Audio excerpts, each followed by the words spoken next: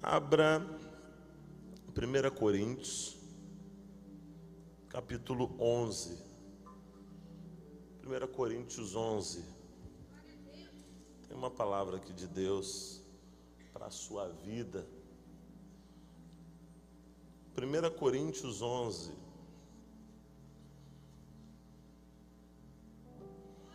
Encontre aí, por favor.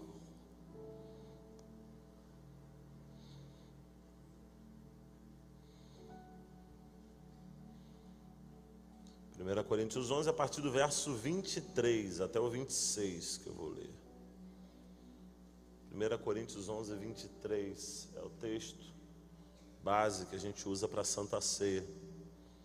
Diz assim: pois recebi do Senhor o que também lhes entreguei, que o Senhor Jesus, na noite em que foi traído, tomou o pão, e tendo dado graças, partiu e disse: isto é o meu corpo que é dado em favor de vocês. Façam isso em memória de mim. Da mesma forma, depois da ceia, ele tomou o cálice e disse: este cálice é a nova aliança no meu sangue. Façam isso sempre que o beberem, em memória de mim. Porque sempre que comerem deste pão e beberem deste cálice, vocês anunciam a morte do Senhor até que Ele venha. Quem pode dar um glória a Deus pela palavra do Senhor? Escute, eu quero falar algumas coisas importantes acerca da Santa Ceia. Por que nós nos reunimos, né? Algumas igrejas uma vez no mês, outras igrejas como a nossa 2 vezes, pelo menos no mês. Por que nós nos reunimos para participar da ceia do Senhor, né? O primeiro detalhe de tudo é entender que é uma ordenança, é algo que Cristo ordenou para a igreja e é algo que foi ratificado depois na Bíblia, na palavra. Esse texto que nós estamos lendo, Paulo está escrevendo para uma igreja de Corinto e ele vai fazer referência desse mesmo texto e vai fazer referência da mesma forma que Cristo tinha indicado. Então é importante você saber que para você ter uma doutrina na Bíblia, não pode aparecer uma única vez. Você não pode pegar um texto na Bíblia que uma vez aconteceu e você dizer assim: não, então agora eu sou uma pessoa que segue esse tipo de ensinamento. Mas se isso se repete algumas vezes e é ratificado em vários momentos, citado em vários momentos, falado por Jesus, aí sim, isso pode ser uma doutrina. Quando olhamos para esse capítulo, nós vemos que ele começa falando de adoração. São algumas instruções de Paulo acerca da adoração. A gente precisa entender que aquela igreja precisava ser instruída, orientada. Se você olhar e pesquisar, a igreja de Corinto é uma igreja cheia de dons, é uma igreja cheia de talento, é uma igreja que era uma potência. Porém, você vai perceber Paulo preocupado em orientar, em corrigir, em direcionar. Porque existem pessoas às vezes que acham que ter o dom, ter a capacidade é suficiente. Mas tão importante quanto ter o dom e ter a capacidade é ter a instrução para saber operar o dom. Porque existem pessoas às vezes que até têm o dom, mas ele não sabe como operar o dom, e isso acaba criando um problema. Existem pessoas, por exemplo, você já deve ter visto isso, né, que Deus usa de uma forma incrível. E da mesma forma que Deus usa, elas edificam pessoas, pela falta de sabedoria, pela falta de instrução, elas acabam também ferindo pessoas. Então, já viu aquele tipo de pessoa que você fala assim: esse aí, ó, Deus usa, mas o inimigo usa também. Quem já viu isso aí em algum lugar, né? Você já viu, gente? A pessoa é uma bênção. Você vê de vez em quando a pessoa vai pregar, prega uma bênção. Vai cantar, canta uma bênção. Vai evangelizar, ganha muitos. Mas no dia a dia também acaba perdendo e ferindo pessoas. É por isso que Paulo aqui está dando instruções para essa igreja. É por isso que Paulo aqui está dando instruções para esse povo. Para quê? Para que eles soubessem usar os seus dons. Para que eles não só fossem pessoas de talento, mas que também fossem pessoas sábias. Eu fiquei pensando nisso. Hoje à tarde eu estava com um amigo, né, fazendo um podcast. Ele me chamou lá para fazer um podcast. Eu estava batendo um papo com ele e a gente chegou num ponto interessante, né? Muitas vezes a gente ouve que Deus permite a prova e no tempo da prova ele fica em silêncio, porque o professor no dia da prova fica em silêncio. Você já ouviu isso? Sim ou não? Né? Muitas pessoas falam isso, usam essa analogia para dizer que se Deus está em silêncio é porque Ele está esperando a gente fazer a prova. Só que me vem à mente algo um pouquinho diferente. Existem, por exemplo, professores que te deixam fazer a prova e você vai ter que executar a prova baseado naquilo que você lembra, naquilo que você aprendeu. Mas existem professores mais tranquilos que deixam você fazer a prova com consulta. Quem é que gostava de prova com consulta? Quando o professor permitia, não era quando colava, né? Tem gente que fala, pastor, sempre fiz com consulta. Toda prova que eu fiz era consulta. Quando não era do livro, era do amigo do lado. Não, não é isso. Irmão, escuta uma coisa. O nosso Deus é tão bom, Ele é um mestre, tão misericordioso, que se Ele quisesse, Ele já deu todo exemplo, e a gente teria de viver baseado no exemplo, baseado na tradição oral, mas Ele deixou uma consulta para a gente viver a vida. A prova do dia a dia é pesada, sim ou não? Eu vou perguntar de novo, porque acho que ninguém passa prova aqui em Macaé. Vou de novo, tá? A prova do dia a dia é pesada, sim ou não? E em meio à prova, a gente às vezes fica desesperado. Só que para ter a garantia que a gente vai ser aprovado, Jesus permitiu que a gente fizesse a prova com consulta. Sabe qual é a consulta? Palavra de Deus. Sabe por que tem muita gente que tem sido reprovada? Porque mesmo o professor dizendo, a prova é com consulta. Aí tem gente dizendo assim, mas eu não gosto de ler.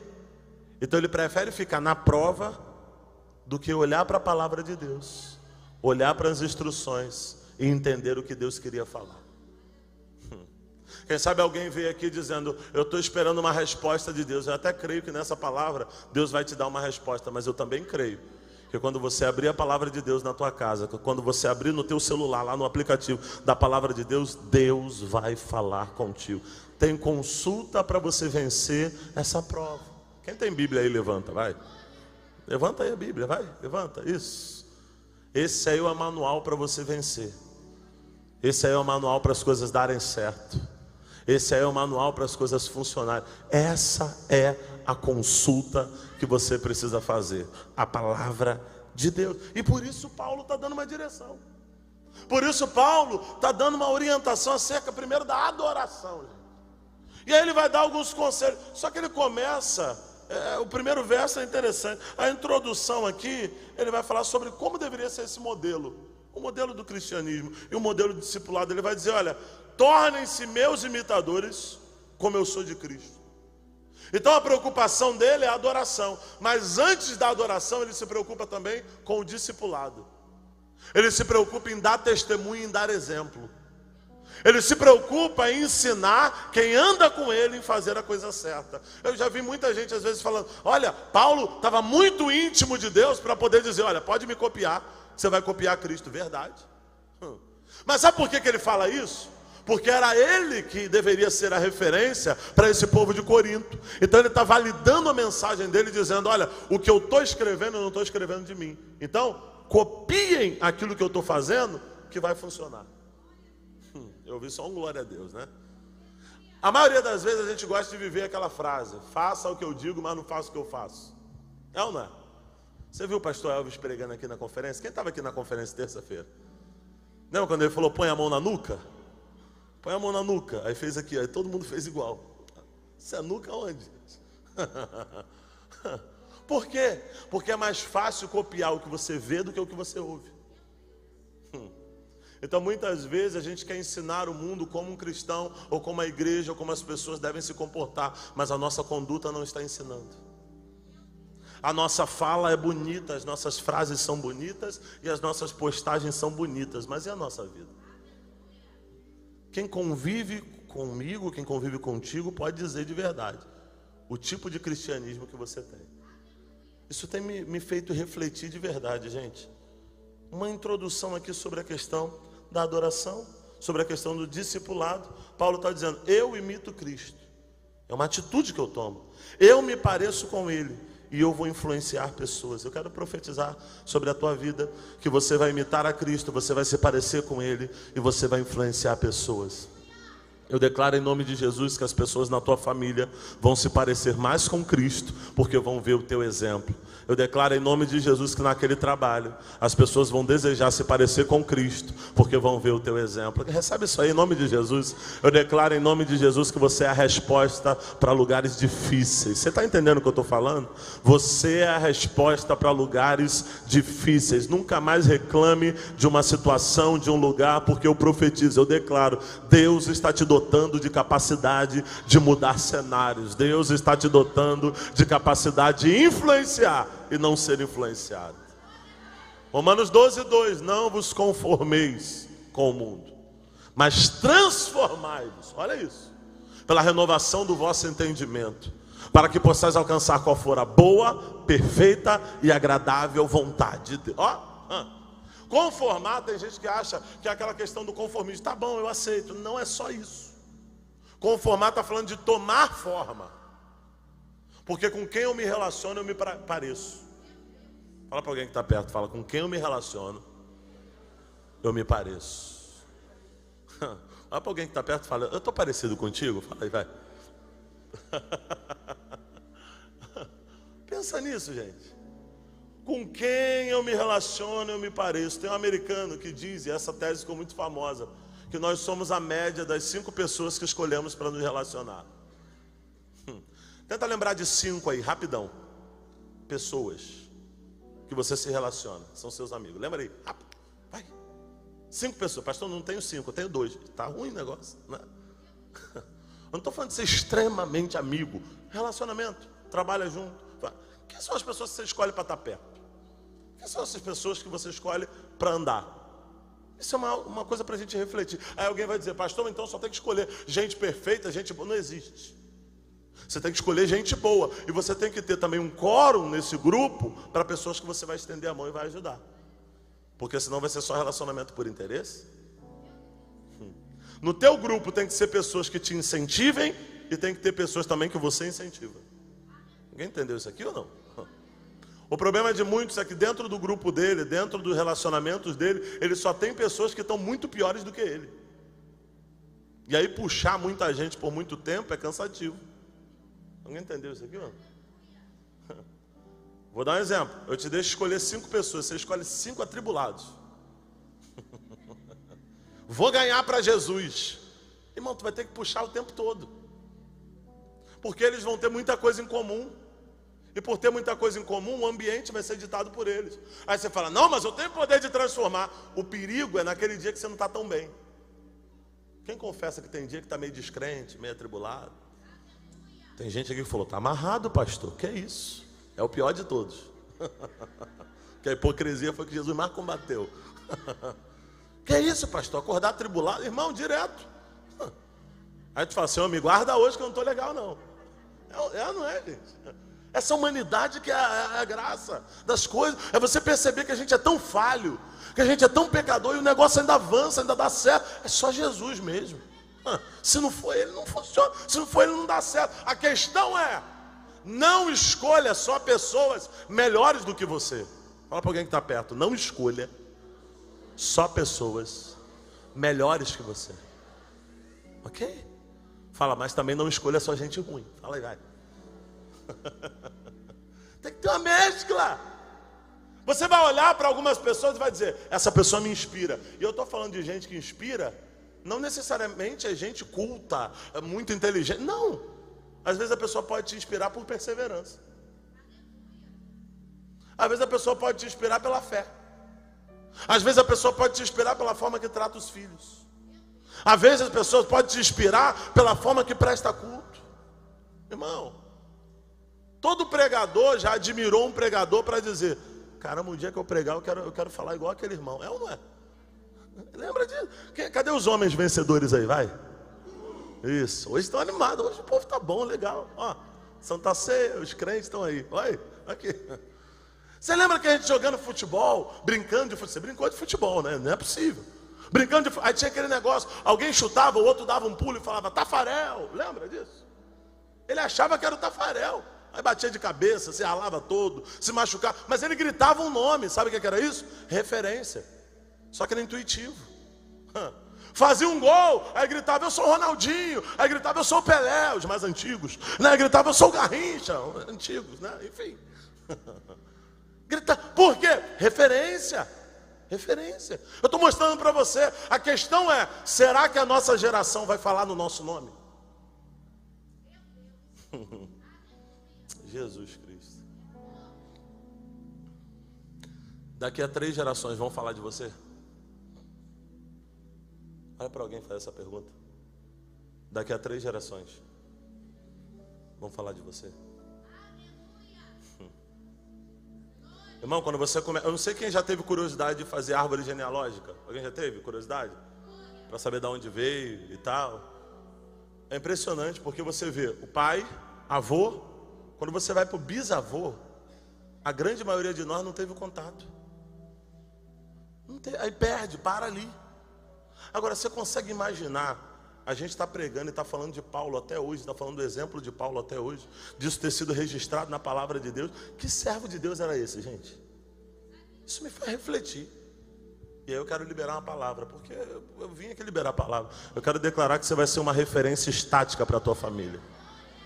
O tempo vai passar, as coisas vão mudar, as coisas vão se modernizar, mas quando olharem para a tua história vão dizer, era um homem de Deus, era uma mulher de Deus, tinha falhas, tinha erros, mas é uma pessoa de Deus. Em nome de Jesus, eu quero declarar para a tua vida que você vai levar luz para aquele lar, vai levar luz para aquela família, vai ter autoridade de Paulo para dizer, pode olhar para mim, porque se você olhar para mim, você vai se parecer com Cristo. Meu Jesus amado, tem alguém que tem coragem de dizer, Senhor, é para mim, eu recebo, eu tomo posse. Modelo de discipulado. Esse texto nos ensina então de modelo de discipulado. Paulo está dizendo, se tiver dúvida de como prestar culto, olha para mim. Um desanimado no culto não pode falar isso. Irmão, tem gente que é desanimado. Tu fala, levanta a mão, ele levanta assim. É ou não é? Tem gente que tu fala assim, fala pro irmão que está dando. Imagina um novo na fé imitando o teu jeito de cultuar. Tem gente que está no culto aqui, mas ele não consegue prestar atenção em nada. Está longe. Se eu te perguntar o que foi pregado, qual o texto que eu li? Você lembra? Tem gente que não consegue. Aí tem alguém te observando, tem alguém olhando para você, tem alguém tendo você como referência. Alguém diz assim, mas eu não quero ser referência para ninguém. Querendo ou não, você vai ser. A questão é, você vai influenciar para o bem ou para o mal? Isso é algo para a gente refletir. Paulo está dizendo assim, se quiser entender sobre vida cristã, olha para mim. Se quiser entender sobre adoração, olha para mim, porque a Epígrafe está falando de adoração. Se quiser entender sobre fé e relacionamento com Deus, olha para mim. Gente, ele está dizendo assim, olha, se ficar longe demais olhar para o que Jesus fez lá atrás, olha para o que eu estou fazendo hoje. Você sabe por que nós lá atrás fomos chamados de cristãos? Porque quem crucificou Jesus olhava para aquele povo que vinha pregando, que vinha curando, que vinha fazendo maravilhas e dizia, esses aí vêm incendiando o mundo. Era pejorativo. Começou como pejorativo, dizendo, matamos aquele, vamos matar esse também. Porque quando fala isso, é em Atos 11, vai ser chamado, 11:26, vão ser chamados pela primeira vez cristãos. Se você for ver em Atos 12, a perseguição está lá em cima. Estão matando Tiago, estão matando Estevão apedrejado. Eles não estavam dizendo, olha, os cristãos apareceram, aplaudam eles, nada disso. Eles estão chamando de cristão, dizendo, eles se parecem com aquele que foi crucificado. Só que mesmo o mundo chamando de forma pejorativa, eles estavam também reconhecendo que aquele povo se parecia com os ensinamentos de Jesus. Tem gente que vai debochar de você. Tem gente que vai te chamar de fanático. Quem já foi chamado de fanático aqui? É ou não é? Tem gente que vai te chamar de radical. Quem já foi chamado de radical? Poucos, né? É radical. Você acha que morrer na cruz foi algo tranquilão? Hein? Vou perguntar de novo. Morrer na cruz foi algo tranquilão. Tu vê gente morrendo na cruz toda hora. Ou Jesus foi radical? Por que Jesus foi radical por nós e a gente vai ser morno? Porque se Jesus foi radical, a gente vai ser, não, para ter que maneirar, ter que dar uma segurada e tal, não sei o quê. Escuta uma coisa, as pessoas às vezes confundem ser morno com ser educado. Não tem nada a ver uma coisa com a outra. Você pode ser radical por Jesus, mas ser educado. Porque as pessoas associam radicalismo ao quê? A tratar mal todo mundo, a gritar com todo mundo, a desprezar todo mundo, e não tem nada a ver. Ser radical significa: pode me levar para dentro do Coliseu, pode soltar as feras, eu não vou negar Jesus, eu morro por ele. Esse povo que morria, esse povo que via as crianças, os filhos sendo devorados e não negavam Jesus, esse povo era radical. A questão é: o que nós estamos fazendo com o Evangelho? Olha para alguém que está perto e fala: o que você está fazendo com o Evangelho? A gente pode olhar e ler livros para falar de mártires da igreja, para falar de gente que teve fé, para falar de gente que perseverou. A gente prega sobre pessoas, sobre um Gideão que mesmo tendo só 300, ainda assim ele vai. Mas será que a gente quer se parecer com ele, ou a gente só quer usar essas histórias para ganhar dinheiro? Porque eu pego uma história de Gideão e digo: assim como Deus deu vitória a Gideão, Ele vai dar vitória a você. Aí eu associo: eu vou ter vitória, vou ser promovido. Mas e se a vitória for ser perseguido? E se a vitória for estar no meio de um vale? E se a vitória for ter que enfrentar o medo? E se a vitória for ser ameaçado? E se a vitória for... Tem alguém entendendo isso aqui de verdade? Por quê? Porque para deixar um exemplo, as pessoas não vão abrir o caminho para você. Para deixar um exemplo, você vai ter que enfrentar adversidades. Para deixar um exemplo, você vai ter de vez em quando muita gente contra, o inferno inteiro contra, mas dizendo: o céu está a meu favor. Se o céu está a meu favor, eu continuo. Em nome de Jesus, nessa Santa Ceia eu vim te lembrar uma coisa: o céu está a teu favor. Alguém precisa entender isso aqui. Pastor, é cada vez mais demônio, é cada vez mais ataque. É, mas vai ser também cada vez mais anjos, cada vez mais presença de Deus, cada vez mais unção, cada vez mais graça. Tem alguém que acredita de verdade no que eu estou pregando? Oh, glória! Sabe o que Paulo está ensinando aqui? Sobre reverência. Pastor, o que é reverência? Ação de demonstrar respeito profundo, humildade em relação a algo ou alguém. Pergunta: você é reverente? Reverência. O que é reverência? Reverência é zelo. A gente às vezes, só te dar um conselho. A gente às vezes, você chega num lugar que tem um juiz no lugar, você vai chamar ele de meritíssimo, você vai usar um monte de nome, um monte de coisa. Por quê? Reverência é aquela autoridade. Você chega num lugar importante, você vai se vestir bem, você vai se arrumar, você vai falar baixinho, você vai tomar cuidado. Se você se exaltar, vai ter alguém... É ou não é? Entra numa biblioteca e resolve começar a conversar, contar piada. Já tentou contar piada na biblioteca? Vão te botar para fora. Por quê? Porque ali não é local disso, ali é local de quê? De estudar, de ler livros. Irmão, eu fui a Israel. Aí perto do Muro das Lamentações tem uma parte interna, bem na esquerda. Aí eu entrei. Aí é onde, um lugar coberto, é onde os rabinos ficam estudando a Torá. E aí eles ficam lá com a quipazinha deles, com o filactériozinho deles aqui, filactério aqui na testa e no braço esquerdo. O que é o filactério? A questão do Antigo Testamento, Deuteronômio. Existem 6 textos do Antigo Testamento que ficam aqui. E todas as vezes que eles têm que olhar para frente, eles acabam vendo a sombra. E é esse texto que eles lembram. E texto de quê? De guardar a Deus no primeiro lugar e tal. Enfim, e aqui, porque para a palavra está sempre no coração, é o braço do coração. E esses rabinos lá dentro estudando a Torá. E eles ficam... E eu fiquei impressionado, sabe com o quê? Um monte de gente que nem crente era. Estava na caravana, mas não era crente. Quando entraram, que viram os rabinos, todo arrumadão, com um negócio pendurado na testa, que eles nem sabiam o que era, com um negócio pendurado no braço, todo mundo, vamos aqui. Aí alguém, não, aí o outro, vamos filmar? Não, pega o telefone não, ele vai brigar. Eu fiquei impressionado, falei, ué, reverência?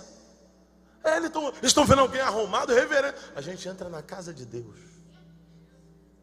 a gente pega a bala, amassa e joga no chão. A gente traz copo lá de fora e deixa jogado. Até alguém para limpar. A gente está se tornando crente consumidor. E a gente ainda reclama quando não está bom. Tem gente que hoje vai sair daqui e vai dizer: a palavra do pastor não foi muito boa não. Por quê? Porque eu sou consumidor, eu dou dízimo, então ele tem que pregar bem. Eu dou oferta, então ele tem que pregar bem. Eu estou aqui colaborando, dou dízimo direitinho. As máquinas de ar-condicionado tem que estar em 21 graus, direitinho. Se tiver apontado para mim, eu já não gosto. Aí essa igreja está bagunçada, tem que apontar. A gente está cada vez mais exigente. Será que, se Jesus fosse exigente assim, com a minha conduta, será que eu estaria vivo aqui hoje? Eu vou te dar um conselho. Se você é muito exigente, toma cuidado. Porque a Bíblia diz, com a medida que você medir. Fala para alguém que está perto, sorrindo para não dar briga. Fala assim, ó, com a medida que você medir, você vai ser medido. Olha para ele e dá um conselho. Fala assim, ó, é melhor ser misericordioso, né? Jesus Cristo. Você lembra de Uzá e a Arca da Aliança? Foram lá buscar a Arca da Aliança. Bota em carro de boi, porque queriam fazer rápido. Vamos embora, bota aí. Irmão, presença de Deus. A arca representava a presença de Deus. Botaram num carro de boi. E os bois vão levando, o bagulho balançando. Quando ia cair, alguém bem intencionado, para não deixar cair, foi botar a mão para segurar. Foi fulminado. Porque alguém vai dizer assim, mas Deus vê a intenção. Toma cuidado com isso. A intenção de usar foi não deixar cair. Mas Deus está vendo, sabe o quê? O preparo ou a falta dele. Por que botou em carro de bois? Eu já dei a instrução, tem protocolo. Como é que levava a presença de Deus? Sacerdote. Como é que levava? 6 passos para frente, no 7º parava, adorava, glorificava, dava mais 6, no 7º parava, tem protocolo. Aí Deus está dizendo, eu botei no manual. Se tivesse consultado, tinha acertado. Aí tem gente dizendo, mas eu errei porque não sabia. Você acha que a ignorância te livra de alguma coisa? Ainda tem gente que usa texto, mas Deus não leva em conta o tempo da ignorância, que você não conhecia Jesus. E mesmo assim, se alguém morrer sem receber Jesus, diz, eu não quero conhecer para poder ser absolvido. Não funciona. Quem está comigo ainda dá um glória. O outro já foi falado aqui, Ananias e Safira, não vou nem falar de novo. O casal que estava dando oferta, mas fez de qualquer jeito. Tentou enganar Deus. O que eu estou dando está bom demais para a igreja. O que eu estou dando está bom demais. E Deus está preocupado com isso, gente? Tu acha que algum dinheiro impressiona Deus? Vai para alguém que está perto e faz essa pergunta. Tu acha que algum dinheiro impressiona Deus? De verdade. Tu acha que se eu der 1 milhão para o Elon Musk, ele vai ficar, nossa, 1 milhão. 1 milhão ele dá de gorjeta pro cara lá que limpou o pneu do Tesla dele. Não é nada. Eu estou pegando um homem famoso, mas mortal. Você tem noção, para Deus? Nada impressiona o teu Deus. Preciso que você entenda isso aqui. Deus não está preocupado com quantidade. Ele está preocupado com a forma que você faz, a motivação que você faz. Tem gente fazendo a obra de Deus com a motivação errada. Tem gente dando glória a Deus com a motivação errada. Tem gente lendo a Bíblia com a motivação errada. Eu estou vendo um monte de gente agora que nem crente mas para ganhar dinheiro, para fazer curso de treinadores. Não vou falar nem o nome. O curso de treinadores. Traduz isso para o inglês. Curso de treinadores, tá? E sabe o que eles estão fazendo? Eles estão estudando provérbios. Aí estão falando da riqueza de um homem comum. Aí um monte de gente pagando 1.000, 2.000. Escola bíblica dominical ninguém vem. De graça. E os caras lá de fora estão estudando Bíblia para aprender a ficar rico. E os crentes na igreja, com instrução todo dia, Deus te dando ferramenta, Deus te dando direção, e a gente rejeita. Por quê? Essa pessoa aí, não. Reverência. Esse texto me ensina de reverência. Ele vai dizer como devia ser feita a adoração, como devia ser prestado o culto. Outra coisa importante, 4º item, estou caminhando para o fim. A reverência na Santa Ceia. Se você ler os textos aqui, verso 18, ele vai dizer, em primeiro lugar, ouço que quando vocês se reúnem como igreja, há divisões entre vocês, e até certo ponto eu o creio. Sabe o que ele está dizendo? Eu estou ouvindo dizer, vocês estão falando de Jesus, pregando, tá? Beleza, mas eu estou ouvindo dizer, vocês estão se reunindo na mesa e tem um contra o outro. Ele está alertando sobre o quê? Sobre a questão da unidade. Deus exige unidade na adoração. Irmão, eu estava batendo um papo hoje, eu falei para você hoje, eu falei uma coisa interessante, eu falei, você sabia que Deus pode gostar de quem você não gosta? Olha para alguém que está perto e fala assim, você sabia que Jesus pode gostar de quem você não gosta? Aí tem gente dizendo, eu não gosto do fulano. Irmão, toma cuidado. Porque se Jesus gostar dele, aí tu está não gostando de algo que Jesus gosta. Aí é problemático. Eu vou dizer, Jesus costuma gostar de gente diferente.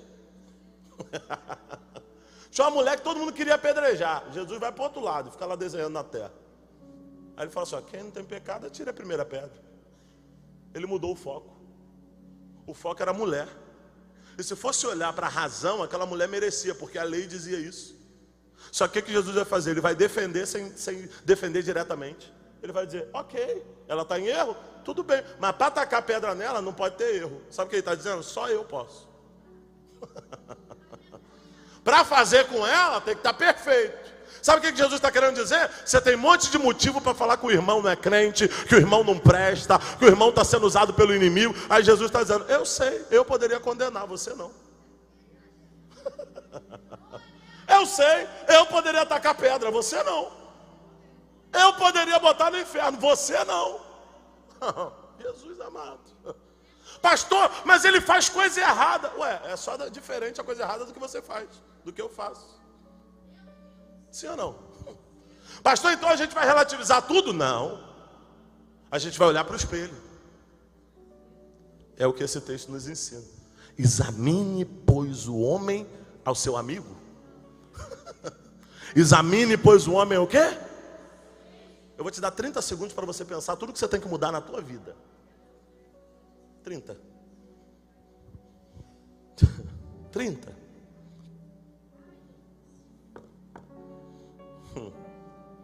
Jesus amado. Falta 5. Pensa aí. Ah, pastor, eu não consigo achar, irmão. Tu tá bom, hein? Fácil, vem na mente. Verso 22. Paulo vai dar um outro conselho. A gente associa que como é que era a Santa Ceia? Igual a gente toma. Agora vem um pedacinho de pão, um pedacinho de suco de uva ou de vinho. Pega, tem um momento. Primeiro participem do pão, depois participem. Não, era uma mesa e as pessoas comendo. Tem pão, tem vinho ali, eles estão comendo. Aí Paulo vai dar uma orientação no verso 22. Ele vai dizer assim, olha, quando vocês vierem, não vem para cá para comer não. Irmão, naquela época já tinha guloso. Tu conhece alguém que se perde quando vê comida? Sim ou não? Tu está conversando com a pessoa se distrai. Não, peraí, deixa eu olhar para esse bolo aqui. Peraí, não, calma aí, esse pão, deixa eu comer primeiro. Depois que eu engolir, a gente conversa. Ele não consegue fazer outra coisa, porque ele está olhando a comida. Ele vê alguém pegando, ele fica olhando. Caramba, é o último, hein? E tá... Gente, tem gente que é muito apegada a isso. Aí, olha o que Paulo está dizendo. Paulo está dizendo assim, quando se reunir, não vem se reunir para comer, para ficar enchendo o bucho. Não. Lembrem a motivação que vocês estão aqui. Lembrem o que significa o pão. Lembrem o que significa o vinho. Isso eu posso trazer para outro ponto. Alguém vai dizer, pastor, esse pedacinho de pão que vem aí, não dá para encher barriga. Eu sei, mas também não pode ser só liturgia. Também não pode ser só religião. Ah, eu tomei a ceia, então Deus vai ter que me dar vitória. Eu tomei a ceia, então estou bem com Deus. Tá, não. É só um princípio básico dizer, Senhor, eu estou lembrando que o Senhor morreu no meu lugar. Quando participar do pão, lembra do lado que foi ferido, dos braços, da mão que foi furada, dos pés que foi furado, da coroa de espinho que foi colocado na cabeça, o corpo dele que foi chicoteado e moído no meu e no teu lugar. Lembre o motivo de você participar do pão. Paulo está dizendo, não é comer pão só pelo pão. Não é comer pão só pelo símbolo, pelo momento. É você lembrar e saber o que você está fazendo. Tem alguém entendendo o que eu estou pregando aqui? Quando você pegar o vinho, o suco de uva para beber, lembra que isso simboliza, sabe o que? O sangue que foi derramado no meu e no teu lugar. Irmão, de verdade, quem é pai e mãe aqui? Você não daria o teu filho, eu não vou nem te perguntar, você não daria o teu filho para morrer no lugar da melhor pessoa do mundo? Não daria. Eu não daria? Não daria. Você tem noção do que é Deus dar o seu único filho para morrer no lugar de gente complicada como eu e você? Quem é que confessa que é complicado? Quem é complicado, levanta as duas mãos aí. Irmão, nós somos complicados, gente. Tem dia que eu não estou me suportando. Aí Deus recompensa a Dani por ela me suportar. Tem dia que eu estou dizendo, estou chato hoje. Eu mesmo, se eu pudesse, eu saía de mim e falava, vou ficar longe de você um pouco. Está muito chato. A minha sogra se manifestou.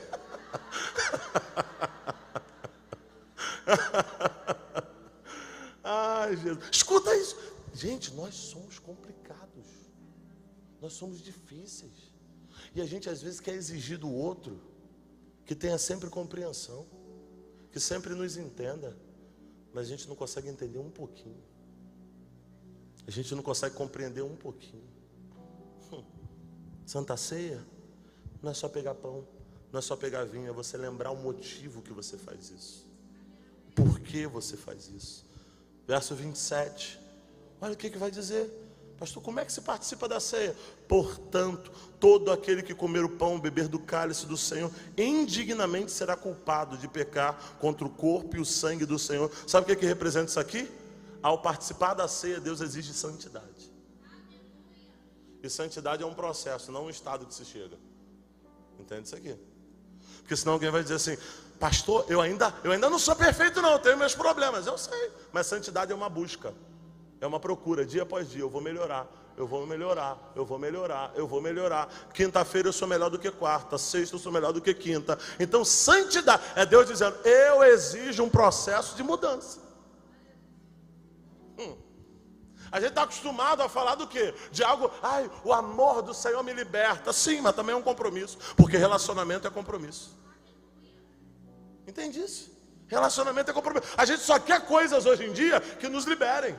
Vai nos deixar leve. Tá, mas o convite de Jesus não foi para nos deixar mais leve, não.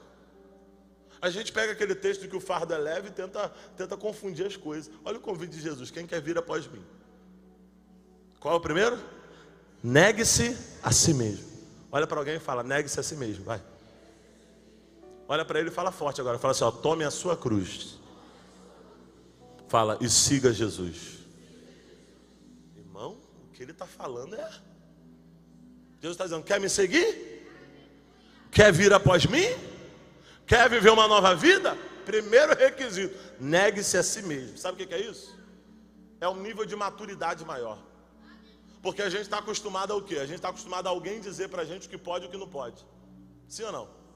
Eu recebo um monte de gente dizendo: pastor, eu posso fazer isso, eu posso fazer aquilo. Ok, você está aprendendo, você está crescendo, eu vou te ajudar. Não tem problema, eu faço com maior alegria, com maior prazer. Agora, Jesus está dizendo: vai chegar um nível que ninguém vai precisar dizer para você o que pode e o que não pode. Você vai até saber que pode fazer, mas por amor a Jesus você vai dizer: não, eu não vou fazer, eu não quero fazer. Negue-se a si mesmo. Ninguém está em cima de mim dizendo: não faz, hein, não faz, hein. Não, eu até posso, mas não quero, porque eu quero agradar Ele. Entende isso? Eu até posso, mas não quero. Irmão, eu fico vendo gente: isso aqui é pecado, isso aqui é certo, isso aqui é errado. Irmão, você tem que pensar: vai escandalizar o irmão? Vai ferir o templo do Espírito Santo? Você tem que pensar. Outra, para você, porque tem coisa que é específica, para você é permitido ou não? Entende isso aqui? Porque tem coisa que eu já sei: se eu fizer isso aqui não vai dar problema, isso vai dar problema, não vai ser legal. Então eu mesmo digo assim: eu até posso, poderia, ninguém iria me acusar, mas eu digo não para mim mesmo. Irmão, só é válido quando eu abro mão. Negue-se a si mesmo. Eu estou dizendo: eu não vou fazer. Tome a sua cruz. Irmão, carregar peso é tranquilo? Tome a sua cruz, carregar cruz. A vida com Jesus tem uma cruz para carregar. A gente está querendo viver evangelho sem cruz. Sabe qual é o evangelho que a gente quer viver? Entrou na igreja, levanta a mão e ainda chora, dizendo: presença maravilhosa.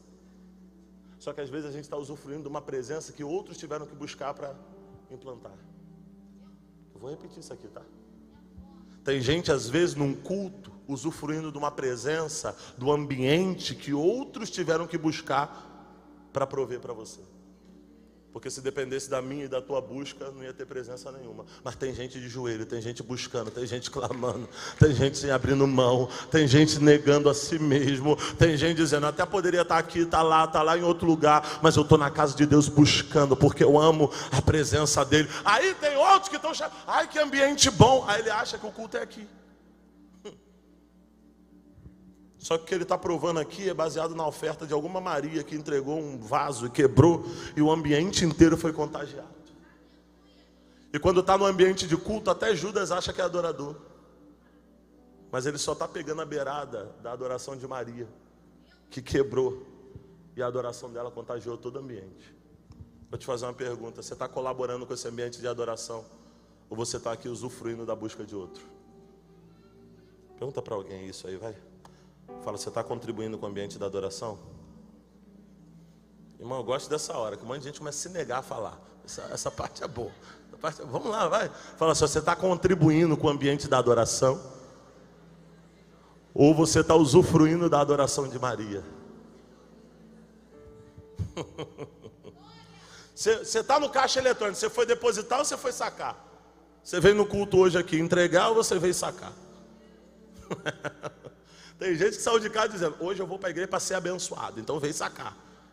Tem gente que saiu de casa dizendo, hoje eu vou prestar culto, hoje eu vou entregar gratidão, hoje eu vou entregar adoração. Irmão, hoje ninguém me segura. Eu vou dar glória a Deus, eu vou dar aleluia, eu vou levantar a mão. Quando o louvor estiver cantando, eu estou triste, eu estou mal, mas eu vou levantar a mão e vou dizer, eu te louvo, eu te adoro. Porque hoje eu vou adorar e ninguém vai me segurar, ninguém vai me impedir. Oh, glória a Deus, aleluia. Sabe o que eu fico vendo? É que acaba o carnaval, o nego já está se preparando para o outro. E tem gente dizendo, ano que vem me aguarde. Eu vou me entregar mais do que eu me entreguei. Eu fico vendo. E sabe qual é o pior? Escuta isso aqui, irmão. Eu estou nesse bolo também. Eu não tô, pastor está acusando. Não, eu estou te fazendo refletir. Tem gente que era intenso nas trevas, mas aqui na igreja é neutro. Tem gente que era intenso para o inimigo. Tem gente que era intenso para o mal. Tem gente que era intenso para fazer mal a si mesmo. Jesus te salvou. Tirou a tua algema, tirou a prisão, e agora Ele está dizendo, eu quero ver a mesma intensidade do outro lado. Eu quero ver a mesma intensidade agora que você é livre. Meu Jesus Cristo. Olha para alguém e fala, Jesus está esperando algo de você. Fala aí, vai. Irmão, me ajuda, é Santa Ceia. Isso aqui, eu não prego culto de domingo, que tem gente visitando, que aí o cara vai dizendo, cara, nem ser crente, vou embora. Eu estou pregando para crente, eu estou pregando para quem já é da casa, eu estou pregando para quem já é maduro. Oh, meu Deus do céu, não é discipulado de novos convertidos, estou pregando para gente que veio ceiar. Tem alguém que veio ceiar, participar da mesa do Senhor? É isso, é para esse tipo de gente que eu estou pregando. Verso 28, pastor, a Santa Ceia envolve mais o quê? Envolve uma autoanálise. Eu já falei disso aqui, então vou passar rápido. Verso 28, olha o que diz.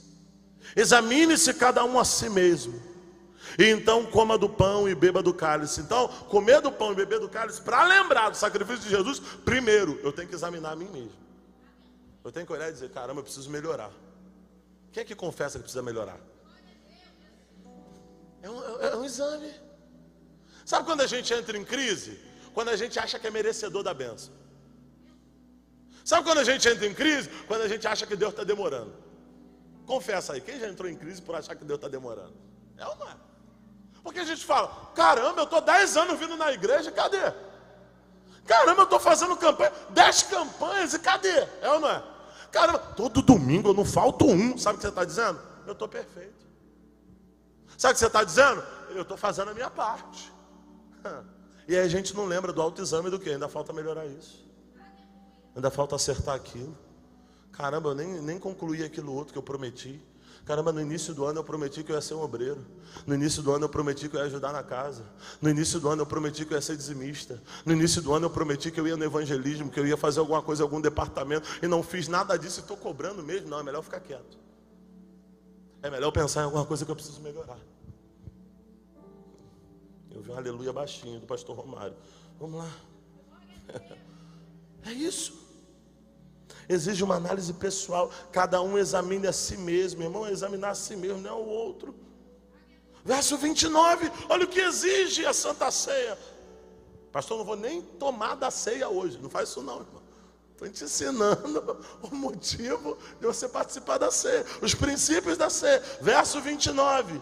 Pois quem come e bebe sem discernir o corpo do Senhor, come e bebe para a sua própria condenação. Então, para participar da ceia tem que ter discernimento, conhecimento, sabedoria. Você tem que saber. Hoje nós vamos participar da ceia sabendo o que estamos fazendo. Pastor, antes eu não sabia? Tem muita gente que não. Tem muita gente que participa da ceia porque alguém disse, depois que batizar tem que participar da ceia. Tem muita gente que participa da ceia há 20 anos, porque alguém disse, Santa Ceia não se falta. Ele não sabe nem por que não se falta, mas ele vem para a ceia porque alguém disse que se faltar, ele vai morrer. Então é na base do medo. Eu estou te ensinando na base do conhecimento, da inteligência, do raciocínio. Você entender, faça com discernimento. O texto bíblico está dizendo, não faça por medo, faça por discernimento. Eu vou te dar um conselho, Santa Ceia não se toma por medo.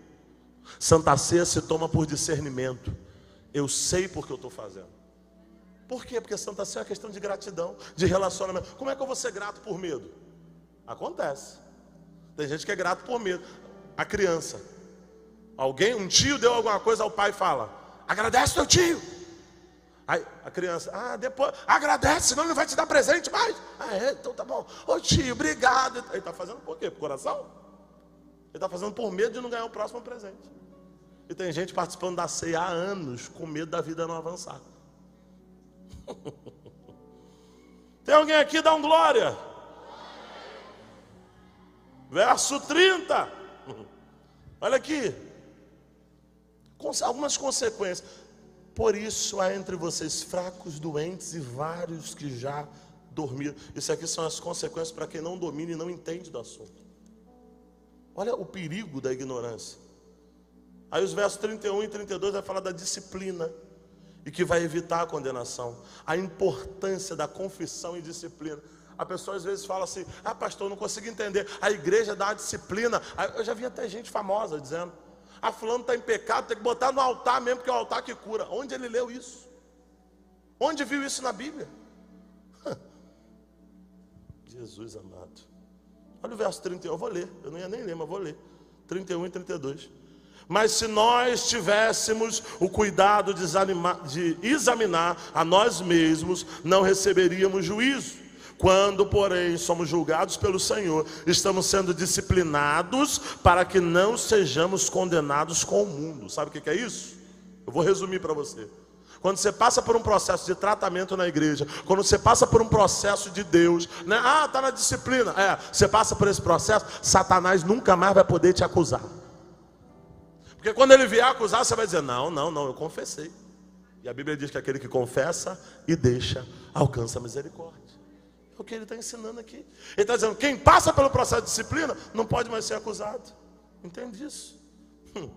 Mas o que a Santa Ceia representa? O pão, já falei, o corpo. O vinho representa o sangue de Jesus. A ceia na nova aliança é um mandamento de Jesus para todo cristão. E eu vou terminar lendo alguns textos aqui, a gente vai participar da Santa Ceia. Mateus 26, 28. Para que a ceia serve, pastor? Perdão de pecados. Porque isso é o meu sangue. Sangue aqui no Novo Testamento, ele vai dizer, olha, isso é meu sangue, que é partido por vós, esse texto. Sangue do Novo Testamento, que é derramado por muitos para a remissão de pecados. Então Jesus está dizendo, olha, quando você participa da ceia, todos os seus pecados estão sendo remidos. Olha isso. Todos os seus pecados. Pastor, mas e a disciplina? Existem questões que você precisa o quê? Se aconselhar, corrigir e confessar. Para quê? Para ser liberado e viver uma nova história. Agora, existem coisas... deu uma palavra mal falada. Sabe o que você vai fazer? Você vai pedir perdão. A pessoa está perto, me perdoa. Resolve e segue em frente. Então, a gente fica 3 meses sem tomar ceia, dizendo, não, eu olhei torto para o irmão. Não, o irmão, ele passou, me pediu a paz do Senhor, não dei a paz do Senhor para ele. Aí fica 3 meses sem ceia. Jesus volta, ele não está participando da ceia. Você tem que entender e aprender a dimensionar. Lucas 22, 19. Façam isso em memória de mim. Para que serve a ceia? É um memorial, é uma lembrança. Você participa da ceia, você está lembrando que Jesus morreu no teu lugar. 1 Coríntios 11, 26, eu já li aqui. Porque todas as vezes que comerdes esse pão e beberdes esse cálice, anunciais a morte do Senhor até que Ele venha. Pastor, para que serve a ceia? Comunica sacrifício, comunica a volta de Cristo. Você está aqui participando da ceia, por quê? Você está dizendo, olha, enquanto nós estamos aqui, participamos obedecendo. Mas vai chegar um dia que o Senhor virá para buscar a igreja e sentaremos contigo no céu para participar de algo maior, meu Deus. Entende? Comunica sacrifício, comunica a volta de Cristo. Mateus 26, 27. Bebei dele todos. Sabe o que representa? Que a salvação é para todos. Está disponível. Decida.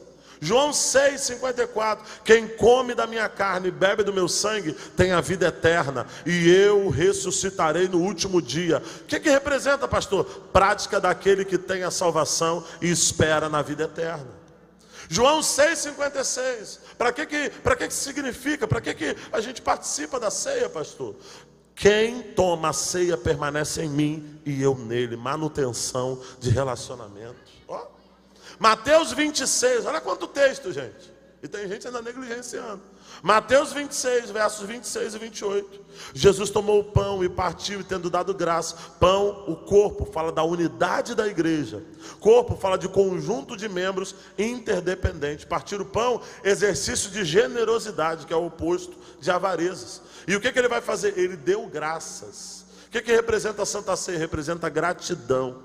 Quando eu não tomo a ceia, não participo da ceia, eu estou deixando de ser grato. Ou seja, eu estou sendo um ingrato. Mas pelo que eu devo ser grato? É aqui eu termino. João 15, 13. Ninguém tem maior amor do que aquele que dá a vida pelos seus amigos.